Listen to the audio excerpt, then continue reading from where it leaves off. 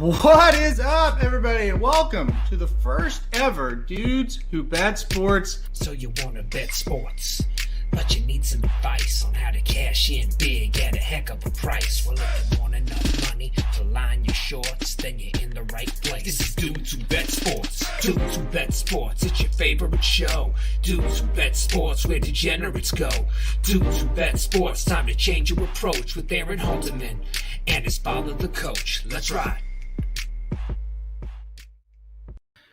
What's up, guys? Welcome to the first ever Dudes Who Bet Sports recap show. That's right. We skipped yesterday, of course, Labor Day, and we are going to come on today and kind of talk about what we saw week one of college football and kind of talk about our bets, where we went right and where we went wrong.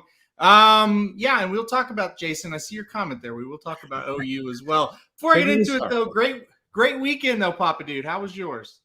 Oh, it was fantastic to get back. We went to Norman, and that was a kind of a weird experience we'll talk about probably here in a little while. Got back in time to watch some of the Clemson Georgia game, and then a couple of the Notre Dame game on Sunday, and Mississippi game last night. So we're back in the swing of things, and we got the pros coming up this week. I've been really busy. Yeah, you have. We've kept you busy for sure. It's definitely an exciting time for sports fans, no doubt. Pros opening up on Thursday, which, by the way, we will have a Thursday show to cover that game and all the games of the weekend. So 2 shows now for the Dudes Who Bet Sports. So if you like the show, that's good news for everybody. Great weekend, no doubt. Getting back to OU was great.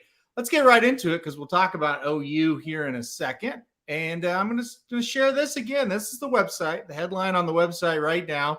As you can see, we've got the Cowboys in Tampa Bay article up. We got the updated top 25, and we got the best and worst of week one of college football. That's what I want to go over with first. Papa Dude put this article up. I believe it was Sunday. Listen, most impressive thing of the weekend, there's no doubt. It's Alabama, right? Oh, they are incredible. It is a machine. I don't. They made me look like an idiot as usual. You can't doubt them. It's like I said on the article, they lose superstars and then they come out and play the next year and you don't even remember who the superstars were from the previous year. I mean, they are just, like I said, a machine. I don't know how good Miami is. I guess I definitely overrated them. But, they just defy all logic. And I don't know what Saban's got going down there. He's unbelievable. He gets those kids to focus, and that's the key. They believe in him. They do what he says. He coaches like he used to be able to coach a long time ago, and he recruits like nobody else. And what else can you say? They're just incredible.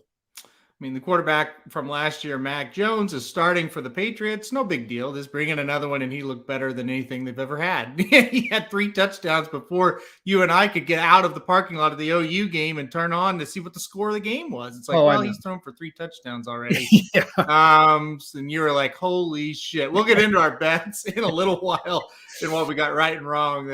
We both got a lot right and then a few wrong. But let's move on from Alabama because you could talk about them for an hour. I mean, they're just so damn good. And again, they're going to be tough to beat.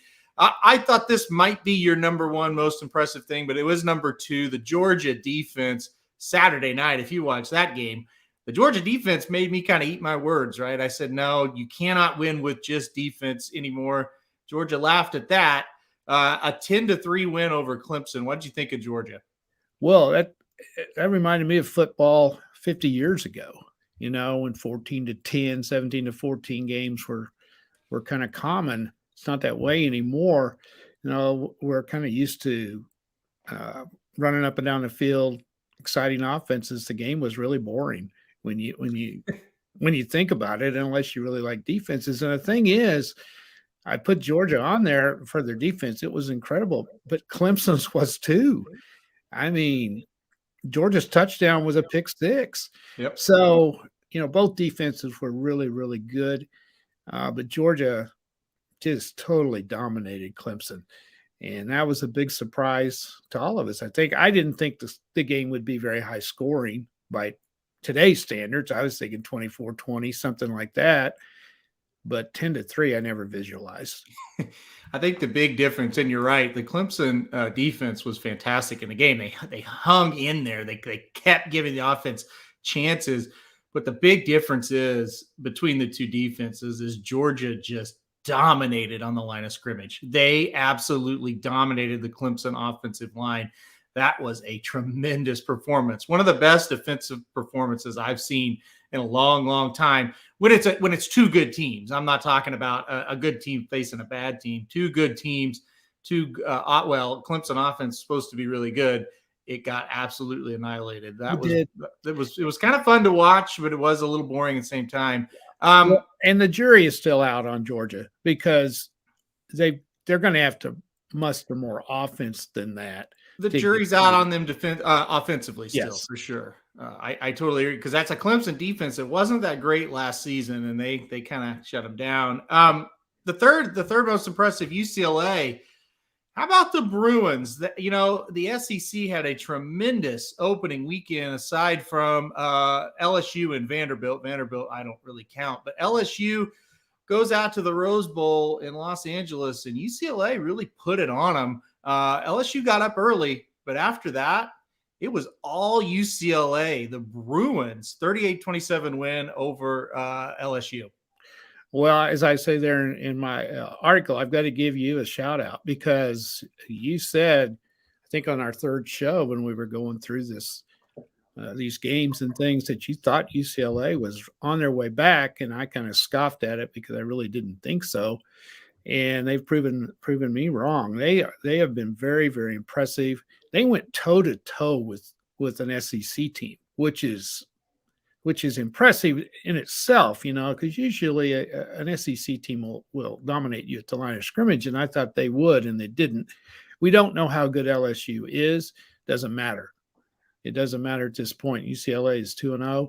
They look great, and probably the best team in the Pac-12. Yeah, as of right now, you'd have to say the Pac-12 kind of had a rough opening weekend. We'll talk about that in a second. But yeah, UCLA, I like how you phrase it. They went toe-to-toe with an SEC school. If you watch these SEC games, even last night, Mississippi, Louisville, two teams that you think they're kind of equal as far as where they sit in the pecking order of their conference, or their individual conference. Mississippi just dominated them on the line of scrimmage. You look at Clemson and Georgia. We talked about Georgia dominates Clemson on the line of scrimmage.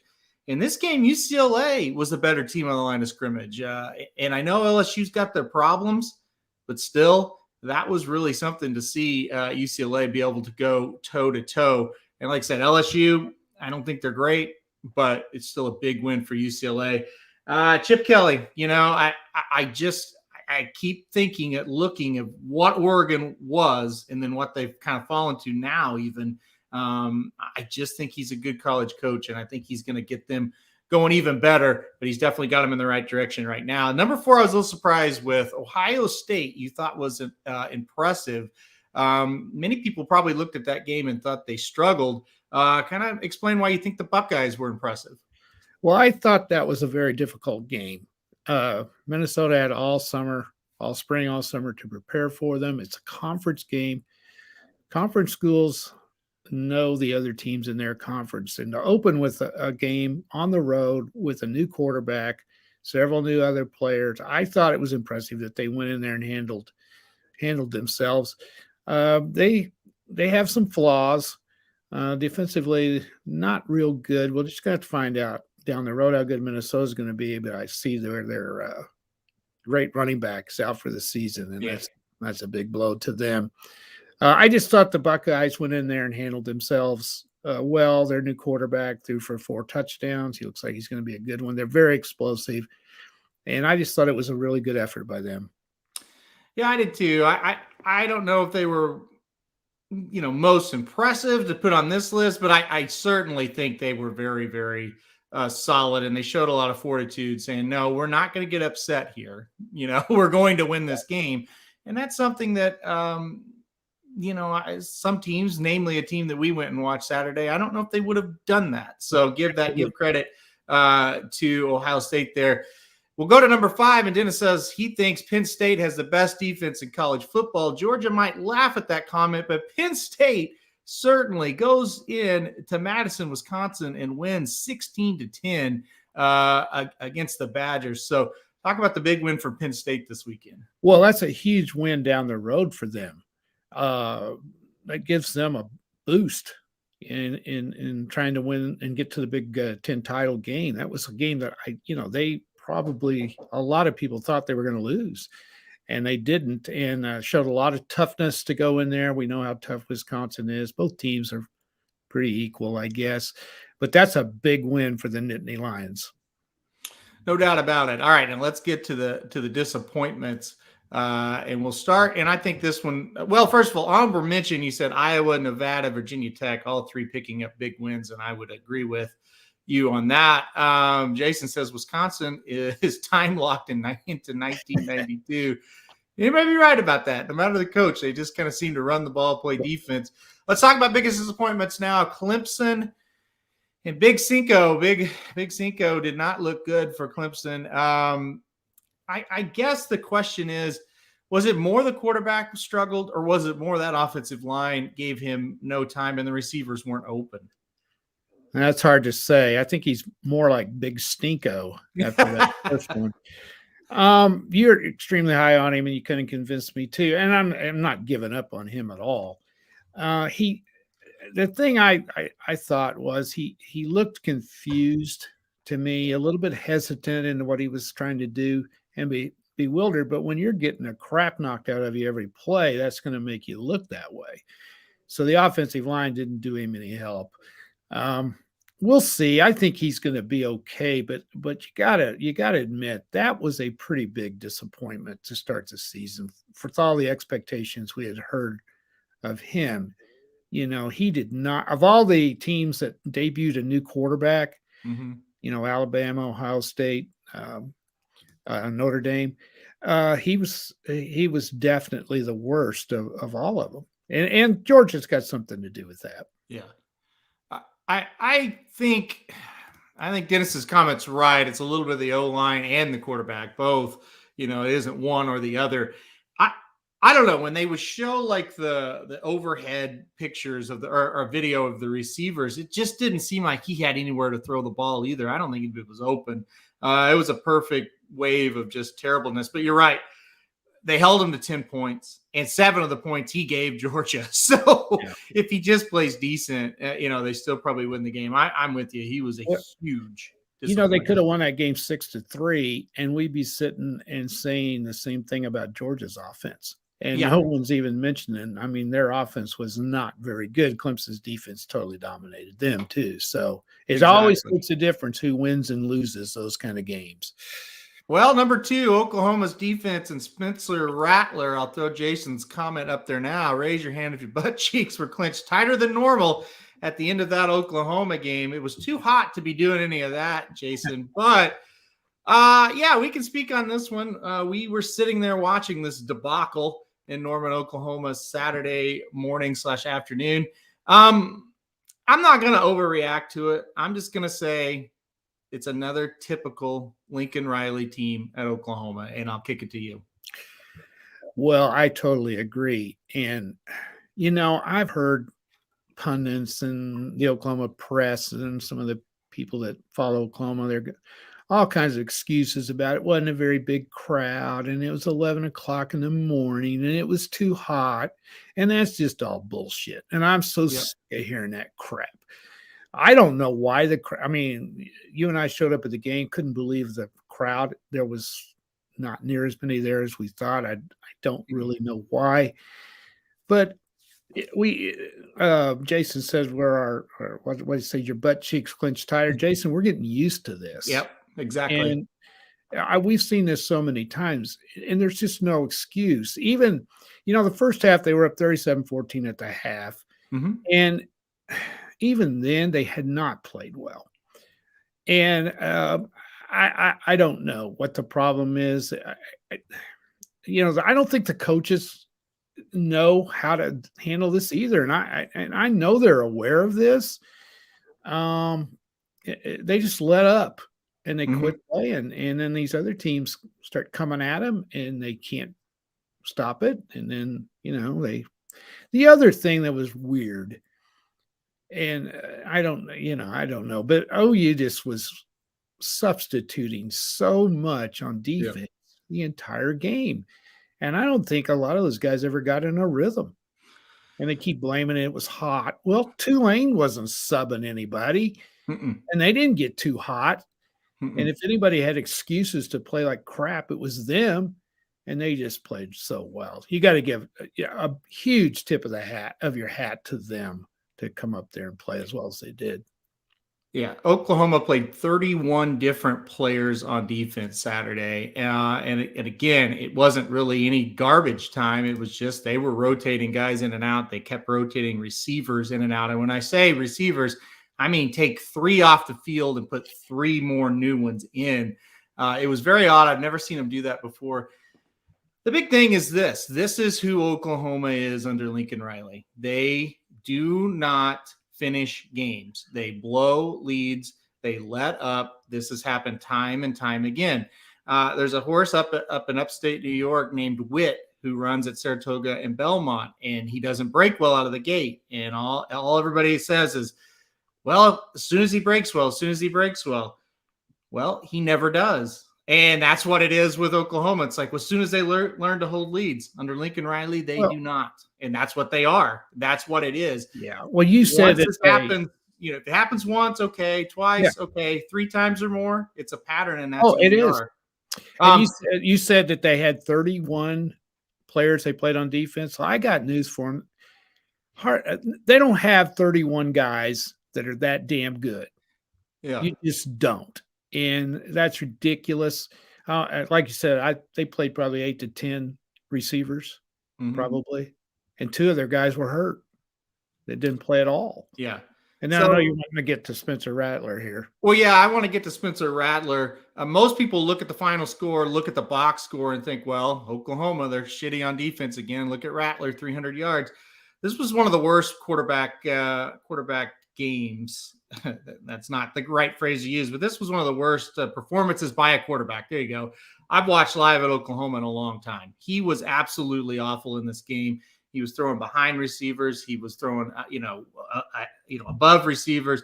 He was throwing into double and triple coverage. He threw 2 interceptions, and it should have been 3. One got called back because of a pass interference, which was the right call, but the pass that was how it was intercepted really didn't have anything to do with the pass interference. Meaning if the Tulane guy hadn't interfered with him, it would have been a pick 6. He was gone. So it was a horrific game for Rattler. And at this point, he's supposed to be overall the first year and took over for COVID and didn't have didn't have any kind of continuity with the players.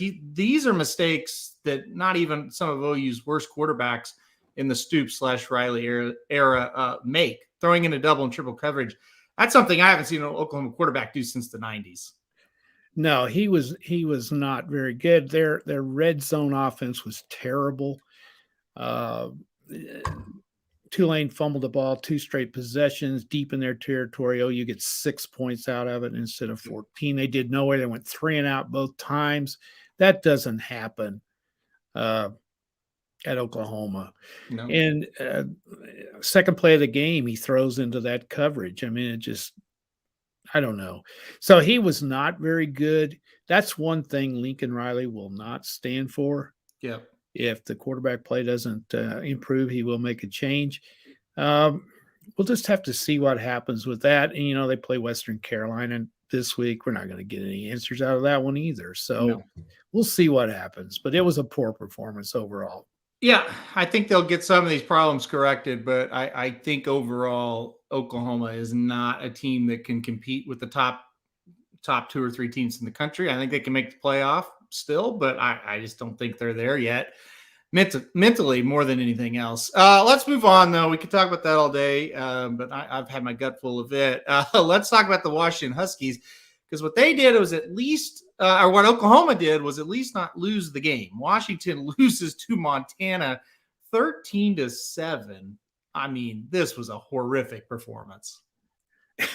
It was, and I started looking at the stats, thinking, well, maybe they gained a bunch of yards and made all kinds of mistakes.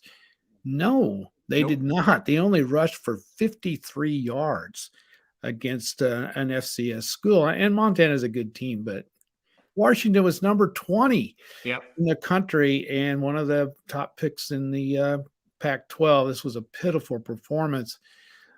So yeah, that was a shocker to me. You know, I didn't rate them that high, but I just couldn't believe it when I saw that score.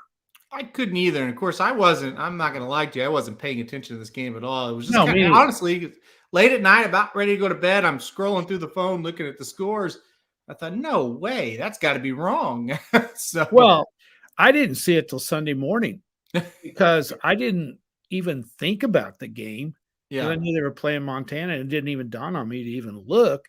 And I was checking the scores because they're getting ready to write the most impressive, blah blah blah, and, that article. And I saw that score and said, "Well, there's one I'm going to have to put in there." I was shocked, absolutely shocked. yeah. I'm not sure. I think your passion for OU football was shown, because I think Washington should be ranked ahead of us. Yeah, it should. There's no question. It But, should probably be number one. Yeah, for sure.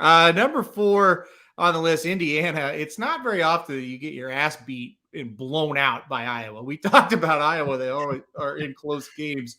This one wasn't close. 34-6. Your boys, the Iowa Hawkeyes, dominate Indiana. This game was going on the same time as Oklahoma's, and we were just in the stadium laughing at Iowa just dominating Indiana. Yeah. Well, I was afraid that Indiana was kind of overrated because of what they did last year, and they may end up, turning it around. But when you look at the stats, 11 first downs in today's world of college football, that's pretty hard to do. It's only make 11 first downs, 232 total yards. So they were just overran by the Hawkeyes. We know Iowa's not that good. Yeah. We'll find out this week. So yeah, that was. I didn't think Iowa would beat them that bad. You kind of hit the nail on the head. No, Iowa doesn't beat anybody 34-6.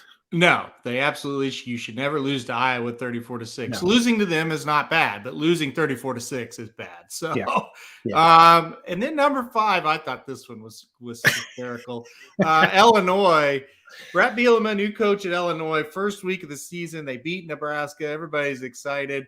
Texas San Antonio comes in last week and beats Illinois, and was really, I don't think this game was much in doubt. So it's pretty incredible. Brett Bielema now 1-1 at Illinois. Texas San Antonio wins, and I know Arkansas fans are laughing at this one. Oh yeah. Well,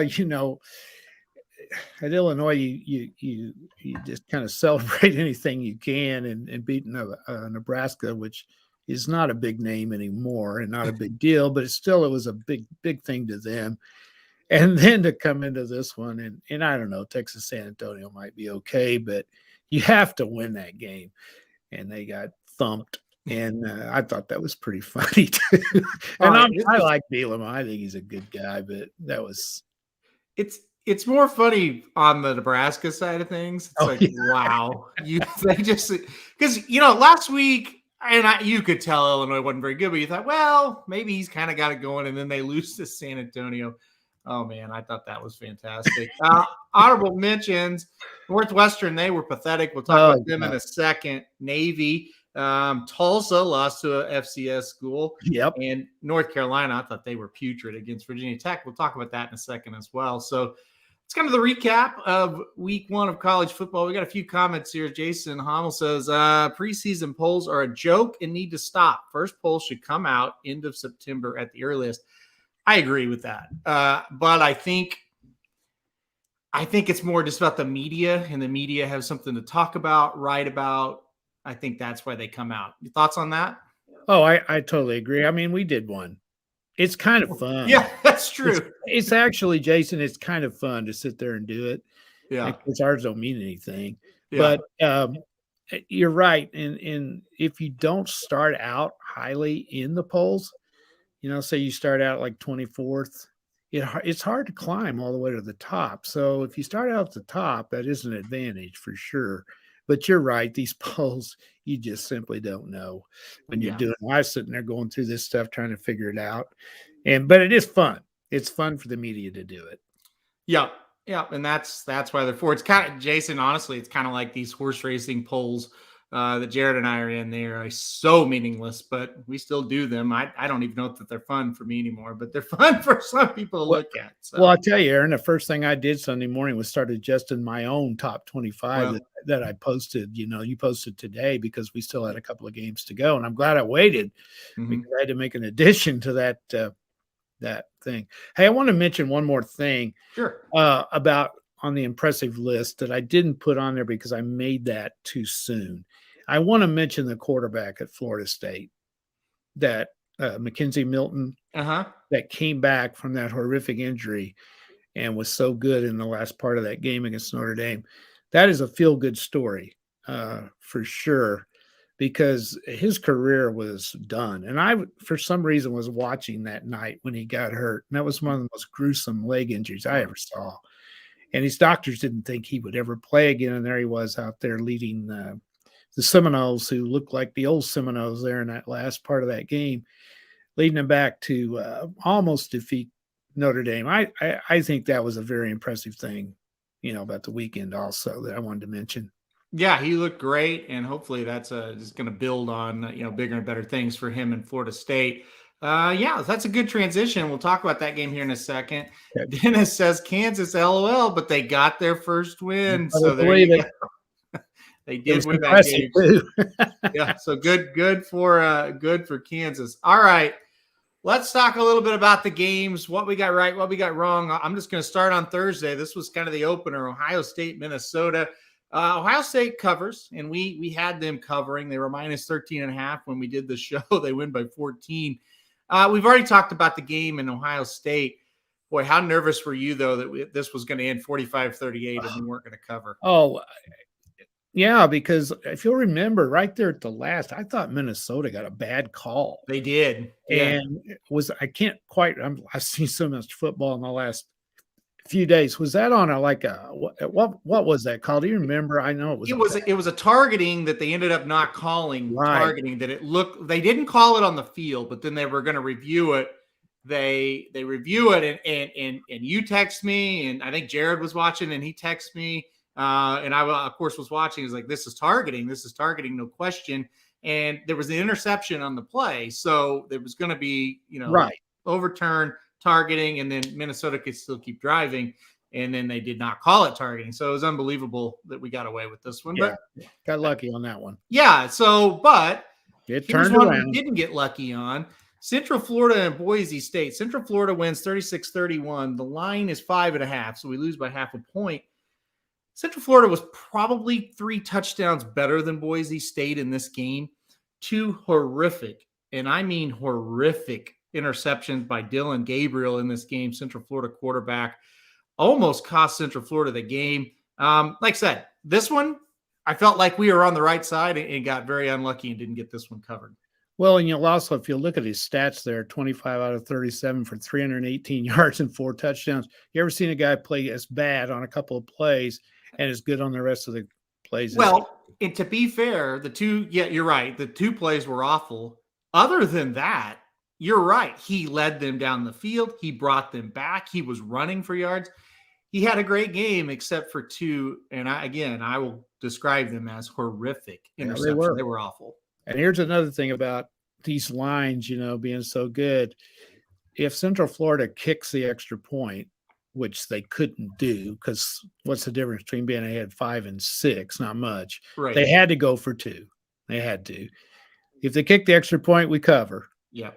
If they make the 2-point conversion, we cover. Yep. But they didn't. So we lose. Yeah. So what he's referring to, they were down 31-30. They score with very little time left. I can't remember exactly how much time was left, but it wasn't much to make it 36-31. Well, obviously you have to go for 2 at that situation. Exactly. That's the right call, but it's a shitty call for us. Yeah. Now here's the kicker. They get a false start on the Yes. first attempt. So now they have to get 8 yards instead of 3 to get the 2-point conversion. But that probably more than anything else cost us this. So again, you get a break with Ohio State. You get shitty luck with this one. That's the world of betting. I don't care if you're betting, sports or horses or anything. That's what happens. This is one we got right. Appalachian State 33-19 win. They cover here. I think they were 9.5-point favorites. I don't know how much you watch of this one because it was on the same time as those other big two, but this one never seemed in doubt. Well, I didn't watch very much of it. That's one of your teams. I think you ranked them in the top 25. Your top 25. I do like Appalachian State. I do too, and they're always good. You talk about a solid program at that level. That's one you want to model after. They're very, very good. They're in Boone, North Carolina. Where in the heck that is, I have no idea. But they're always good. I tell you what, they play Miami this week at Miami. Miami coming off that Alabama game. I would be scared to death if I was at Miami coaching staff. I would not be surprised if the Appalachian State beats them. That could be my upset of the week, or the underdog of the week, I should say. We'll see what happens on that. That probably will be one we talk about this week. All right, let's move on to Friday. I want to put the graphic up. This is a winner, folks. Papa Dude's dog of the week. Virginia Tech, they were 5.5-point favorites. Forget the point spread. Forget about it. Virginia Tech pulls off the upset 17-10 Friday night over the Tar Heels. This was a fun one for you. No, it wasn't. I have never been as frustrated with a team as I was Virginia Tech. They tried every way in the world to get me beat in this. And I was sitting there sweating it out, hoping beyond hope it didn't go into overtime, because that was the only way I could lose. Yeah, is if they tied it right there at the last, because the point spread I had pretty well locked. But if they tie it and it goes into overtime, they can score a touchdown, and Virginia Tech definitely wouldn't have. And I lose the damn game. So I was sweating that out all the way. And Virginia Tech missed a field goal. I don't know. But anyhow, North Carolina was bad enough that I got that one right. This was I'm not high on North Carolina, so that was a good one for me. There's no way. Now, that is a great pick, by the way. I'm not saying it wasn't, but there's no way if I would have told you Virginia Tech scoring 17 points tonight, you would have thought they would have won. I mean, they dominated North Carolina. They did. And remember, they were ahead 7-0, fumbled the ball on like the 6-yard line. They did everything in the world. North Carolina wasn't good enough to win. Yeah, that's just it. North Carolina just you better mention Kansas here. Okay, well, Kansas won 17-14. Okay, we mentioned them. Let's move on. Okay. Another one we I don't remember if we talked about this one on the show or not, but I think we were both surprised. Michigan State dominated Northwestern 38-21.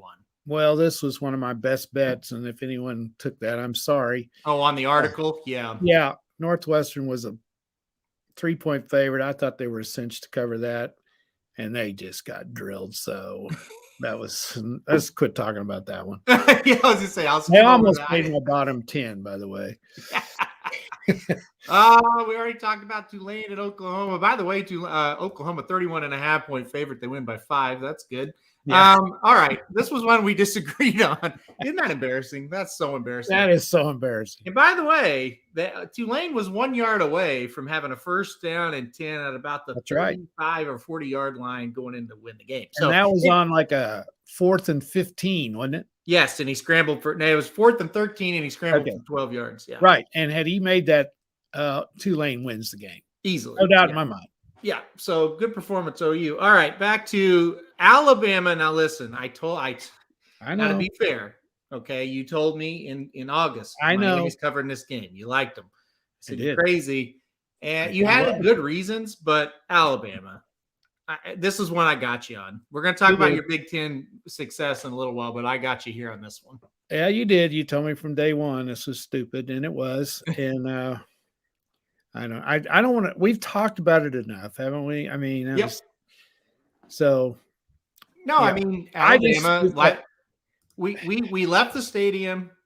We sat down to eat. By the time we sat down to eat, Alabama already had this game covered, and it was like the first quarter. So I think it was how that 27-0. Yeah. How about Georgia, Clemson? We already talked about that. We were on the wrong side of that one. That was just not good. Oh, wait a minute. Go back up there. Which one? I got the Texas A&M game as one of my best bets. Okay, yeah. Talk about Texas A&M 41-10. There's nothing to talk about. I just wanted to say I got it right. Well, okay, good job. We'll pat him on the back for that one. That's right. Did you pick this Fresno, Oregon? I don't think you ended up doing it, did you? No. Yeah. So Oregon barely sneaks by. They got Ohio State this week. We'll see what happens to them. All right, here's one I got wrong. I said Wisconsin would win this game 31-14. I was almost right on Penn State's total score. I said 14. They had 16. Wisconsin, I was 21 points short. You picked Penn State plus the 5.5. Great pick here. This was just a slugfest, right? It was, and kind of went exactly the way I thought it would. I was sweating that one. Mm-hmm. I really was. I thought that's the dumbest pick I made of the day. And turned out it wasn't, obviously, but Alabama was. But anyway, yeah, that's just one of those games that, that was a hard one to pick. It really was. I just thought the spread was a little bit too much because, like I've said before, I kind of visualized in my mind the scores of what the game may be. And I just never did get over 4 points one way or the other. So that's kind of my reasoning on that. And it worked that time. Well, good for you and good for Dennis. He picked Penn State as well. I hope you guys are happy. All right. The UCLA LSU game we've talked about. LSU was 3-point favorite in here, and UCLA says not so fast. We're going to dominate. Here's one you'll love talking about. Your Hawkeyes. I'm not going to brag much because, they are my team, my second best team, and when OU gets beat, they're my favorite team. But I'm not going to brag on them much because, man, have they ever got a game this week with their big rivals, the Cyclones from Iowa State. And I've been wrestling around with that, trying to pick it. And so I'm not going to brag on them too much because they may go down to the crapper after this week. Yeah, my friend Paul, huge Cyclone fan. He cannot wait for your thoughts on this game on Thursday because he's been impressed with your knowledge of Iowa football or football in the state of Iowa, I should say. So, big win for Iowa. That's an impressive start to the season. All right, here we go. Let me put up the banner. I'm going to brag on you again here. Your lock of the week was Texas -8. Texas didn't need didn't need 8. They could have won 19 and still would have covered it. 38-18. Dominant performance for Texas. Well, come on. That's not a dominant. I mean, they won against Louisiana, okay? Yeah, they ranked 23rd. They're good. No, they should have won that game by 20 points. If that's Texas, they probably should have won by 30. So I'm not impressed. Everybody else, I've been hearing people say, oh, God, that was a great win for the Longhorns.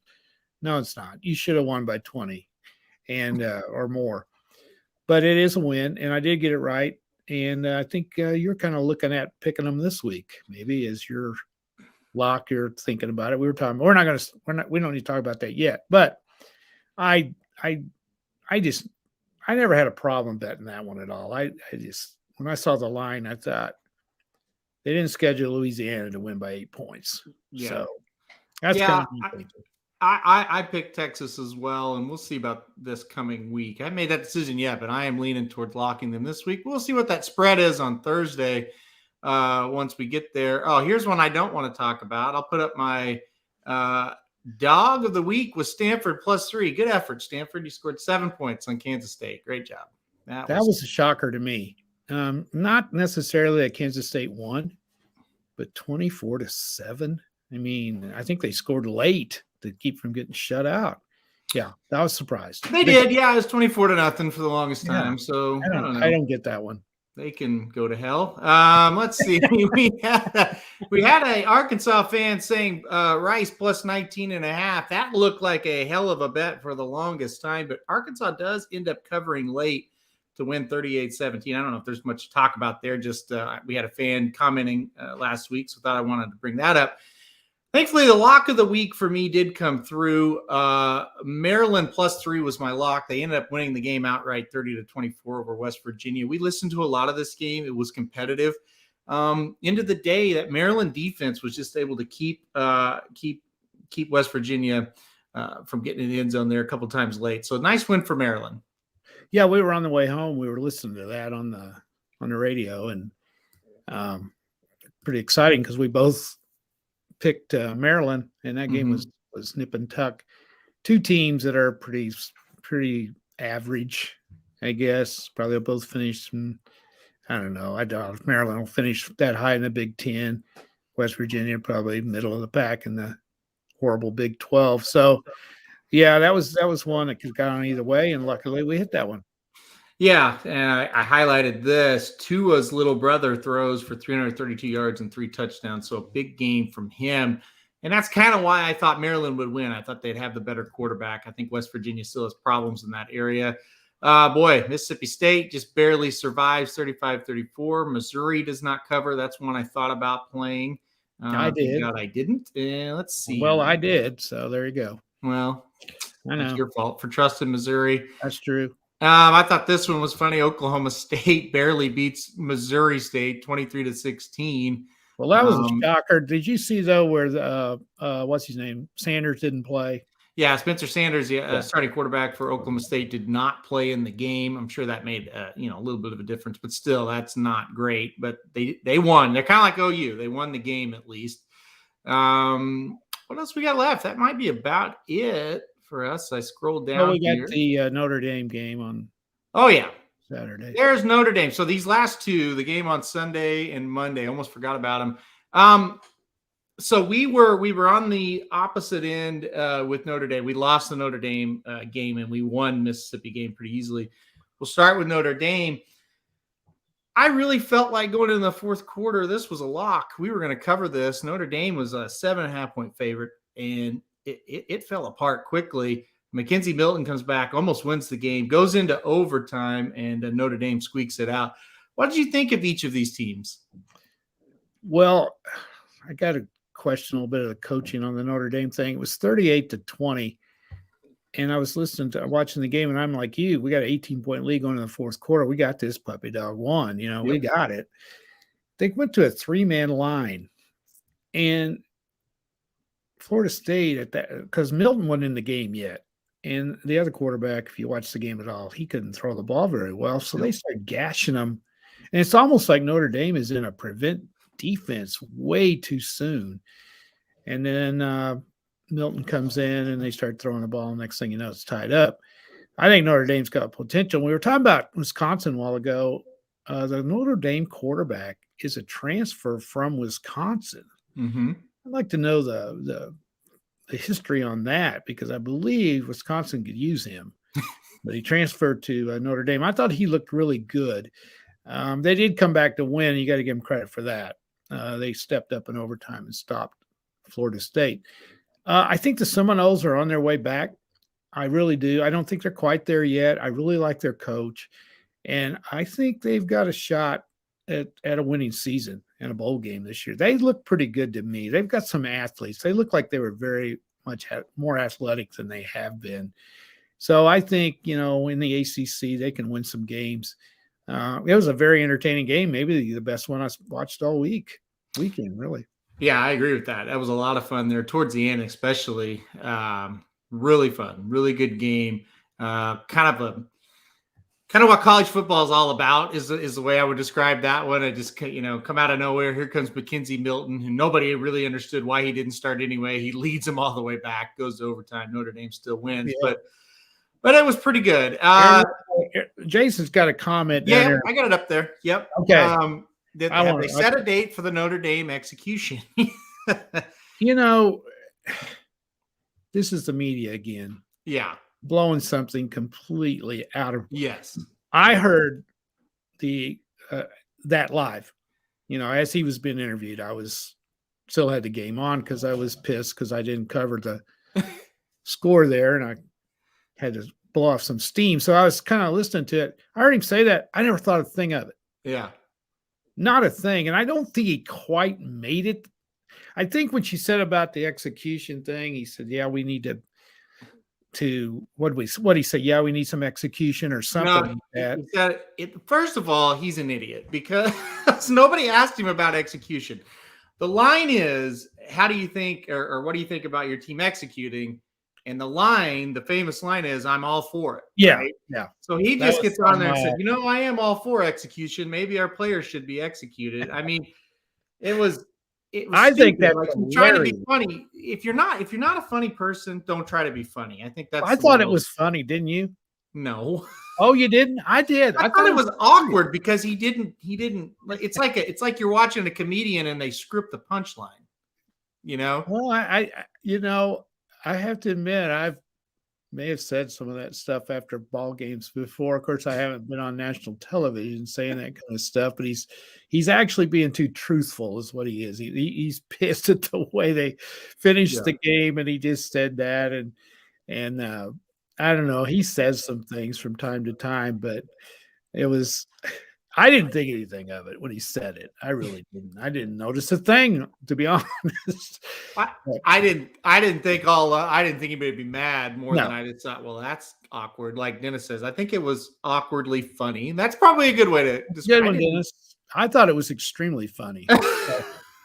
I mean, I think we need more of that, Well, this is coming from a guy that has coached for a long time and understands here's the frustration. This is also coming from listening to Lincoln Riley after games where you piss them away, you almost piss them away, saying, well, I think we played pretty good, I'm really happy that we hung in there and stopped them on that last possession. Yeah. I'd rather hear Lincoln Riley say, yeah, some of our guys need to be executed. That would be refreshing. You know what I'm saying?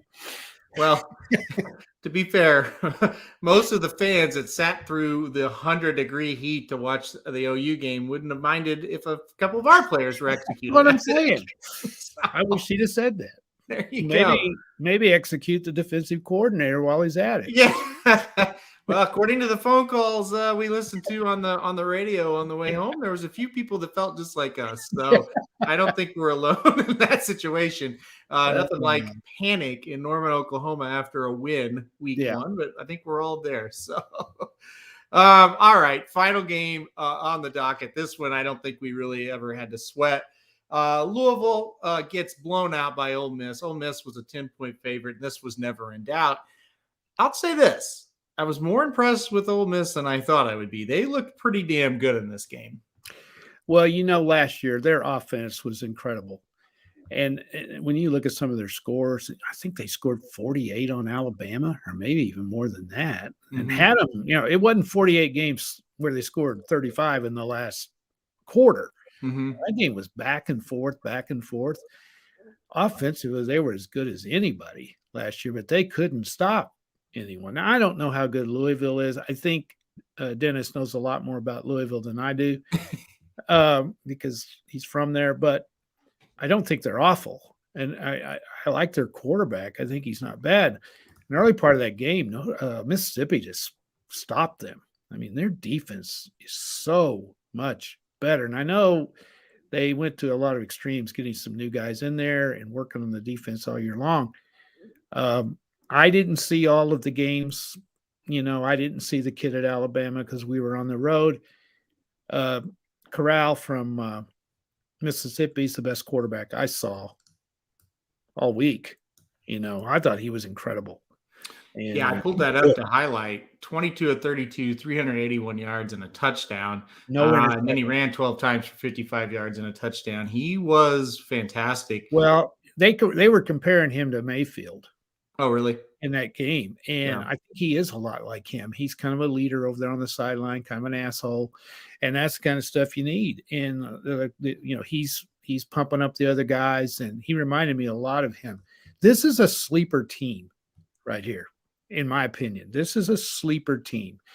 If they can win a game or two, they can't lose games they should win. That's going to be the key to them. I don't know if they can win more than 8 or 9, but 8 or 9 in the SEC is pretty good. So I like them a lot after watching them last night. Again, I don't know how good Louisville is, and time will tell. Mm-hmm. But that was an impressive performance, I thought, last night. Yeah, I wouldn't pull a schedule up here because I'm with you. I thought, they might be better than even what we kind of thought of that 7-8 win team. Going to win this week for sure. Then that tough Tulane team comes in. Look out. That's a win. So there's 3. At Alabama is a loss. Then they got Arkansas at See, home. that's one of those games right there. They've got to beat Arkansas. They have to beat them. I mean, well, they lose to them a lot. Arkansas is tough on Mississippi. You're right in the fact that they have to beat them. They got to win for sure. Look at the next one. To me, that's the one at Tennessee. That's a game they have to win. Yeah. Well, if you want to get right down to it, at home against LSU, the way they looked, if Ole Miss is turning the corner, that's a game they need to win as well. There's a barometer right there. If they can beat Tennessee and Arkansas, then that's the game. Because by then LSU, if they're any good at all, they'll be playing well by that point in the season, and that'll be a critical game for them. Yeah, they also go to Auburn, not easy. They have Liberty at home, that's not easy. They got Texas A&M, not easy. Vanderbilt, very easy, and I think they're better than Mississippi State. So, they're 7 or 8. Yeah, and again, you look at the schedule. Even if they're better, tough situation with the schedule. Russ says Corral had 6 picks against Arkansas last year. That's right. Arkansas was able to beat them early in the season, and he did look terrible in that game. So maybe Arkansas can kind of rekindle that magic against him. Going to be a different challenge for sure. Arkansas, a big challenge with Texas this week as well. That's one of the games we're looking forward to covering. We got family going to that game, and they are excited. They're so excited. They got tickets to that one, so they're pumped to see the Longhorns come to Fayetteville, as I know everybody else in Fayetteville is too.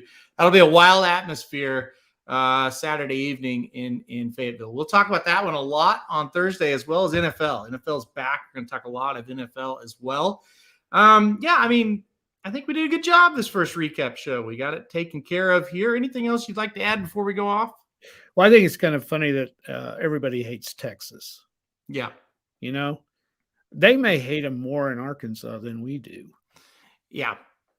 So anyway, it was a great weekend of man, did they ever have some games? There were some real, the schedule was just unbelievable for this first week. Not so good this next week, but that's to be expected because the teams that like Clemson, they're going to take kind of a week off, and a lot of these teams that had these really, really tough games don't have quite as tough a one this week. And that's expected.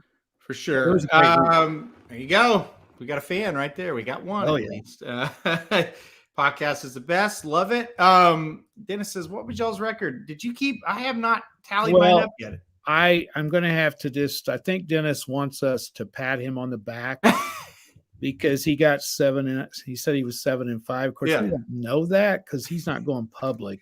No, he did. He did go public with it. You're not. He did. Okay, yes, I'm sorry, I can confirm. Dennis is 7-5. Well, 7-5 is good. That's very good, Dennis. On the first week, I'll tell you what. Anytime you can get more right than wrong, that's always good, Dennis. So.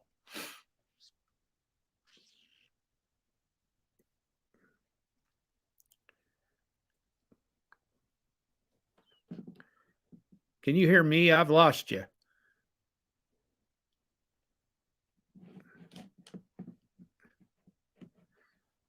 Can you hear me, Aaron?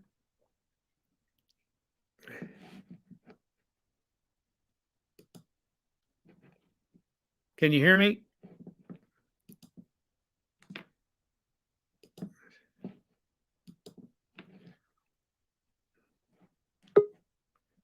Can you hear me now?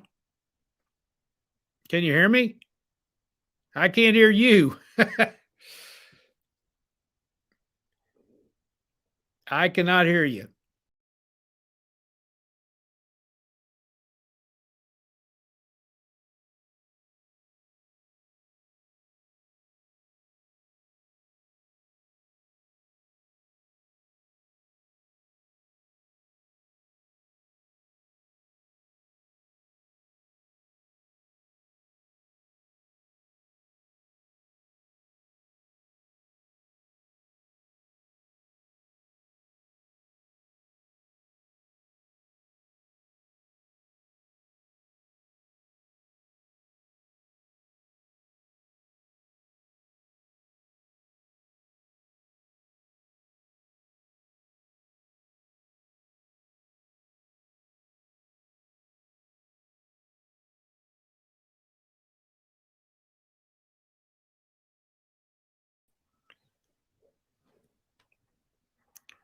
Are we back?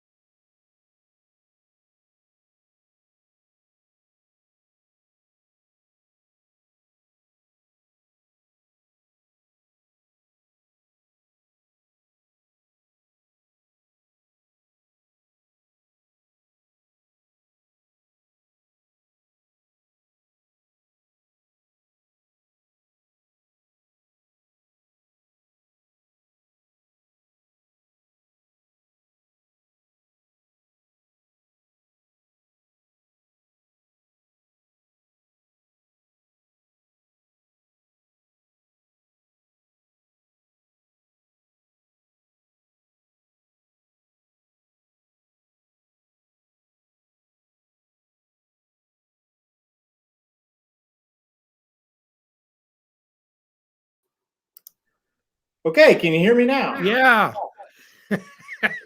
I got to be honest, I've been doing this for over a year. That's never happened to me. I have no idea what just happened. So, Well, I would have bet $1,000 that if anybody screwed it up through the computer, it would have been me. it was 1000% me, but I didn't screw it up. I don't know how it happened. I just saw on here that it said your microphone was on mute. Yes, that's what I was getting as well, but it wasn't on mute. And then so I would disconnect the microphone and do the regular computer microphone, and it wouldn't pick it up either. So anyway, we're back. We'll edit that out for the podcast version. Yeah, hey, please. that's a good segue to a major announcement as I try to seamlessly keep us going here. We will be available now on a podcast version. And what I mean by that, we'll be available to download on Apple Podcasts. So if you get on your phone and you type in Dudes Who Bet Sports, you can follow us and you can listen to the audio version of this each week as well. So that's big to be on the podcast platform as well as, live on YouTube, Twitter, Facebook, and all of that. So make sure to download the podcast, follow us there on Apple Podcasts or wherever you get your podcasts. We'll be on all the ones that Blinkers Off and Magic Mike are on. So that's going to be pretty awesome. So just more people there, Papa Dude, to hear us. All right. Yeah. Also, don't forget to, if you want to read the articles, go to Other Sports on the Racing Dudes website and just click on that. And if you want to get some other information on these games, that's on there. Yeah, I'll go ahead and share this real quick, and hopefully I can do this and I don't lose connection again. So there's the Racing Dudes website. And if you go up here and click on Other Sports, you'll see you got all sports, NCAA football, free college football picks, NFL, and then NFL picks or free picks. So click on all sports, and there it is. You get all the articles that are posted right now. Click on college football and just get the ones for college football. Click on free college football picks. Right now, there isn't much, but there'll be a big list of picks. You can click on it for NFL picks and get the Monday night opener right there. So, yeah, all the stuff is online on the website as well. So, yeah, make sure to be checking that out if you want to go to the website. So, that's it, I guess. That really threw me for a loop. I've never gotten knocked out like that before. I thought it was me. I really did. And then I was really worried because you're here by yourself. So. Well, I couldn't hear you. And I thought, what the? Anyway, I was just sitting there waiting for you to call me and say, well, you screwed that up. That's nope. That was all me. Oh, I even have a text from you. Your mic is on mute. Yes, I don't know. Anyway. Figuring out what happened there, but I don't know. Just we'll be back Thursday with all of our picks for this week. That's right. Yeah. Make sure to be ready for Thursday.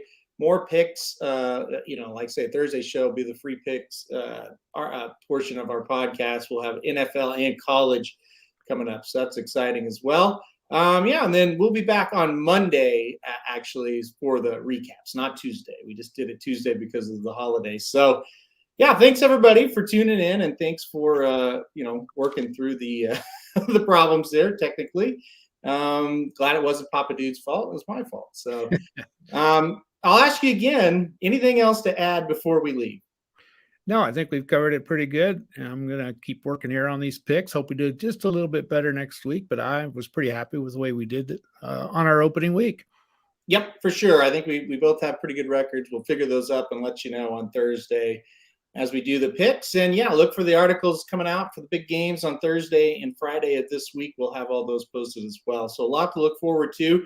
We'll be right back here Thursday for another edition of Dudes Who Bet Sports. And remember, this show now will be available on Apple Podcasts as well. And really, basically, anywhere you see blinkers off and Magic Mike, Dudes Who Bet Sports will be there as well. So a lot of exciting stuff. See you back here Thursday. Good luck to everybody playing races or sports until Thursday.